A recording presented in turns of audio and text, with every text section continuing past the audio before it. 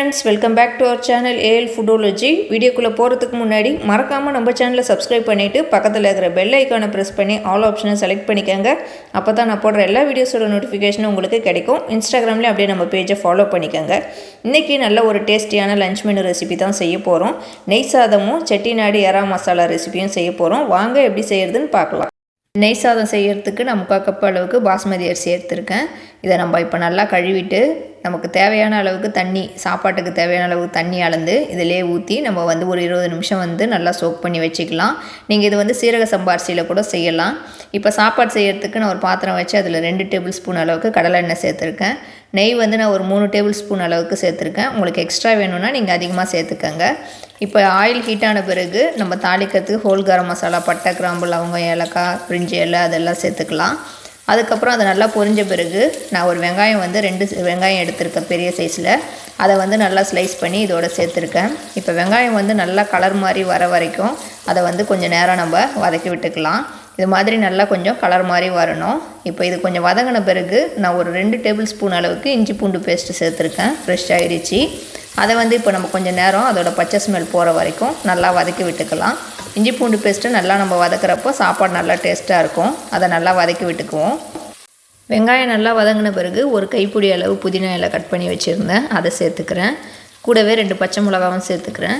இப்போ இது ரெண்டுத்தையும் வந்து நல்லா நம்ம கொஞ்சம் நேரம் வதக்கி விட்டுக்கலாம். ஒரு 2லேருந்து 3 நிமிஷம் வரைக்கும் நல்லா வதக்கி விட்டுக்குவோம். அந்த புதினா இலையில் இருக்கிற பச்சை ஸ்மெல் வந்து போகணும். அது வரைக்கும் வந்து இதை நல்லா வதக்கி விட்டுக்கலாம். இதை வதக்கிட்டு இந்த சாப்பாட்டுக்கு தேவையான அளவு தண்ணி சேர்த்துக்கலாம். நான் ஏற்கனவே அரிசியோடையே சேர்த்து அளந்து வச்சுருந்த தண்ணியை இதோட சேர்த்துக்கிறேன். நீங்கள் நார்மலாக வந்து தனியாக கூட எடுத்துக்கோங்க. நான் அரிசியோடையே சேர்த்து ஊற வச்சுருந்தேன். இப்போ பாஸ்மதி அரிசியை வடித்து எடுத்துட்டேன் தண்ணியை. தண்ணி சேர்த்ததுனால ஒரு 1/4 டீஸ்பூன் அளவுக்கு உப்பு சேர்த்து எல்லாத்தையும் ஒன்றா நல்லா நம்ம மிக்ஸ் பண்ணி விட்டுக்கலாம். இது எல்லாத்தையும் ஒன்றா நல்லா கலக்கி விட்டுட்டு ஒரு லிட்டு போட்டு நம்ம வந்து மூடி வச்சுக்கலாம். தண்ணி வந்து நல்லா கொதிச்சு வரட்டும். அதுக்கப்புறம் நம்ம அரிசி சேர்த்துக்குவோம்.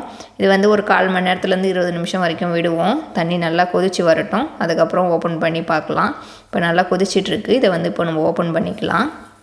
இதை லைட்டாக வந்து நம்ம மிக்ஸ் பண்ணி விட்டுட்டு நம்ம வந்து ஊற வச்சுருந்த பாஸ்மதி அரிசியை இப்போ இதோட சேர்த்துக்குவோம். அரிசி வந்து உடையாத அளவுக்கு வந்து பார்த்துக்கங்க. நீங்கள் இந்த சாப்பாடு வந்து சீரக சம்பா அரிசிலையும் செஞ்சால் நல்லா டேஸ்ட்டாக தான் இருக்கும். நான் வந்து இன்றைக்கி பாஸ்மதி அரிசி எடுத்திருக்கேன். இப்போ இந்த நெய் சாதத்துக்கு தேவையான உப்பு சேர்த்துக்குவோம். உப்பு சேர்த்துட்டு லாஸ்ட்டாக நான் வந்து கொஞ்சம் லெமன் வந்து 1/2 லெமன் வந்து புழிஞ்சு வச்சுருந்தேன், அதை சேர்த்துக்கிறேன். இதை சேர்த்துட்டு அரிசி உடையாத அளவுக்கு நம்ம மிக்ஸ் பண்ணி விட்டுக்கலாம். ரொம்ப வந்து நம்ம கலக்கி விட்டால் அரிசி வந்து உடஞ்சிரும். லைட்டாக வந்து மிக்ஸ் பண்ணிக்கோங்க. லாஸ்ட்டாக கட் பண்ணி வச்சுருக்க கொத்தமல்லி இலையை சேர்த்துக்கிறேன். நம்ம செஞ்ச நெய் சாதம் வந்து இப்போ சூப்பராக வந்து ரெடி ஆயிடுச்சு. ஓப்பன் பண்ணி பார்க்கலாம். அரிசிலாம் வந்து உடையாமல் அப்படியே சூப்பராக இருக்குது. இந்த நெய் சாதத்துக்கு வந்து நான் சைட் டிஷ்ஷாக செட்டிநாடு எறா மசாலா செஞ்சுருந்தேன். அதை இப்போ எப்படி செய்யுதுன்னு பார்க்கலாம். அதுக்கு மசாலா வறுத்து அரைக்கிறதுக்கு 2 டீஸ்பூன் மல்லி, 1 டீஸ்பூன் சோம்பு, 2 டீஸ்பூன் மிளகு, 3 வரமிளகாய், ஹோல் கரம் மசாலா, பட்டை, கிராம்பு, லவங்கம், ஏலக்காய், பிரிஞ்சி இலை இதெல்லாம் எடுத்திருக்கேன். இதை அப்படியே வந்து நம்ம இப்போ வந்து ட்ரை ரோஸ்ட் பண்ணிக்கலாம். அதுக்கு ஒரு பேனில் இதை வந்து ஹீட் ஆன பிறகு இதை எல்லாத்தையும் நம்ம சேர்த்து நம்ம வந்து லோ ஃப்ளேமில் இதை வந்து நம்ம நல்லா ரோஸ்ட் பண்ணிக்குவோம். இது வந்து கொஞ்சம் ஸ்மெல் வந்து நல்லா கொஞ்சம் கலர் மாறின பிறகு இதை வந்து நம்ம எடுத்துடலாம். இப்போ நான் வந்து ஸ்டவ் வந்து ஆஃப் பண்ணிட்டேன். இந்த மாதிரி கலர் மாறின பிறகு இதை கொஞ்சம் கூலான பிறகு நம்ம வந்து எல்லாத்தையும் ஒன்றா சேர்த்து அரைச்சிக்கலாம். இப்போ அதே பேனில் 1 டீஸ்பூன் ஆயில் சேர்த்து ஒரு பெரிய வெங்காயமும் சேர்த்து இதோட சேர்த்துக்கிறேன். வெங்காயம் சேர்த்துட்டு ஒரு 1 நிமிஷம் வரைக்கும் வதக்கி விட்டுக்கலாம். எல்லாத்தையும் நம்ம பேஸ்ட்டாக அரைக்க போகிறதுனால பெரிய சைஸாக கட் பண்ணி சேர்த்துருக்குறேன். இது கூடவே இஞ்சியும் பூண்டையும் சேர்த்துக்கிறேன். உங்களுக்கு இஞ்சி பூண்டு பேஸ்ட்டு எந்த அளவுக்கு வேணுமோ அதுக்கேற்ற மாதிரி இஞ்சி பூண்டு சேர்த்துக்கோங்க. இதை சேர்த்துட்டு இதோட ராஸ்மெல் போகிற வரைக்கும் இதை நம்ம எல்லாத்தையும் வந்து வதக்கி விட்டுக்கலாம். இப்போது 2 தக்காளி வந்து கட் பண்ணி வச்சுருக்கேன், அதையும் இது கூட சேர்த்துக்கிறேன். தக்காளி சேர்த்துட்டு நம்ம வந்து கொஞ்சம் நேரம் வதக்கி விட்டுக்கலாம். அதோட பச்சை ஸ்மெல் போகிற வரைக்கும் ஒரு 5 நிமிஷம் வந்து நம்ம நல்லா வதக்கி விட்டுக்குவோம். ரொம்ப வந்து மேஷ் ஆகணும்னு இல்லை, கொஞ்சம் லைட்டாக நம்ம அதோட ஸ்மெல் போனால் மட்டும் போதும். நம்ம அப்புறமேட்டு வந்து எல்லாத்தையும் பேஸ்ட்டாக வந்து அரைச்சிக்க போகிறோம்.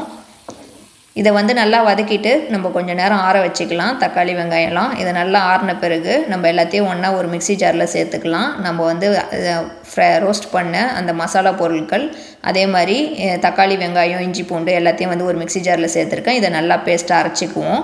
இன்றைக்கி எறா மசாலா செய்யறதுக்கு ஒரு 600 கிராம் எறா எடுத்துருக்கிறேன். இது நல்லா பெரிய சைஸ் எறா. இதை வந்து மஞ்சத்தூள் போட்டு நல்லா க்ளீன் பண்ணி எடுத்து வச்சுருக்கிறேன். உங்களுக்கு எந்த சைஸில் இறா கிடைக்குதோ சின்ன இறால கூட இதை நீங்கள் செய்யலாம், நல்லாயிருக்கும். பெரிய இறால செய்கிறப்போ ரெஸ்டாரண்ட்டில் செய்கிற மாதிரியே இருக்கும்.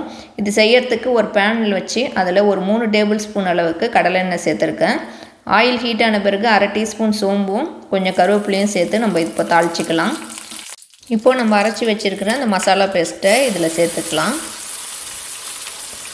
மசாலா பேஸ்ட்டை சேர்த்துட்டு கொஞ்சம் நேரம் நம்ம நல்லா வதக்கி விட்டுக்கலாம். ஒரு 30 செகண்ட் வரைக்கும், எண்ணெய் பிரிஞ்சு வர வரைக்கும் அதை நல்லா வதக்கி விட்டுக்குவோம். ஏற்கனவே நம்ம எல்லாத்தையும் ரோஸ்ட் பண்ணிட்டு தான் மசாலா அரைச்சோம், அதனால் ரொம்ப நேரம் வதக்கணும்னு அவசியம் இல்லை. ஒரு 30 செகண்ட் வதக்கினா போதும்.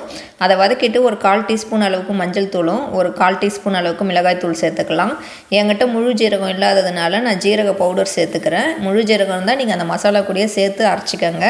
ஜீரக பவுடர் வந்து ஒரு 2 டீஸ்பூன் அளவுக்கு சேர்த்துக்கிறேன். இறாக்கு எப்போதும் ஜீரக தூள் சேர்க்குறப்போ நல்லா டேஸ்ட்டாக இருக்கும். இப்போ மசாலாலாம் சேர்த்துட்டு இதை நல்லா கொஞ்சம் நேரம் வதக்கி விடலாம். ஒரு 5 நிமிஷம் நல்லா வதக்கி விட்டிங்கன்னா அதில் இருக்கிற பச்சை ஸ்மெல் போயிடும். இதை வதக்கி விட்டுட்டு நம்ம க்ளீன் பண்ணி வச்சுருக்க இறாவை இதோட சேர்த்துக்கிறேன். இறா சேர்த்துட்டு கொஞ்சம் நேரம் நம்ம வதக்கணும். அப்போ தான் அந்த இறாவில் இருக்கிற கவுச்சி ஸ்மெல் போகும். இறா கொஞ்சம் கலர் மாதிரி வரும். அது வரைக்கும் இந்த மசாலாவோடையே சேர்த்து நல்லா கொஞ்சம் நேரம் வதக்கி விட்டுக்கலாம். இந்த இறா மசாலா வந்து நீங்கள் சின்ன இறாலையும் செஞ்சால் நல்லா டேஸ்ட்டாக தான் இருக்கும். எனக்கு இங்கே சின்ன இறா கிடைக்காது, பெரிய இறா கிடைக்கிறதுனால நான் அதில் செஞ்சுக்கிறேன். இப்போ இந்த இறா மசாலாவுக்கு தேவையான அளவு உப்பு சேர்த்துக்கலாம்.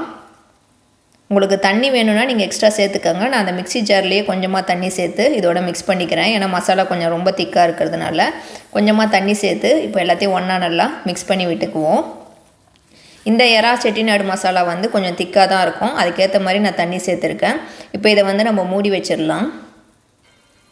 நார்மலாக சின்ன இறா சேர்க்குறப்போ ஒரு 4 நிமிஷத்துலேயே வெந்துடும். இது பெரிய இறாங்கிறதுனால ஒரு 10 நிமிஷம் வந்து அப்படியே விடுவோம். இடையில கொஞ்சம் ஓப்பன் பண்ணி கிண்டி விட்டுக்கோங்க, இல்லைனா இறா வந்து ரொம்ப ரப்பரியாக ஆகிடும். இப்போ நான் 10 நிமிஷத்துக்கு அப்புறம் ஓப்பன் பண்ணியிருக்கேன் பாருங்கள்.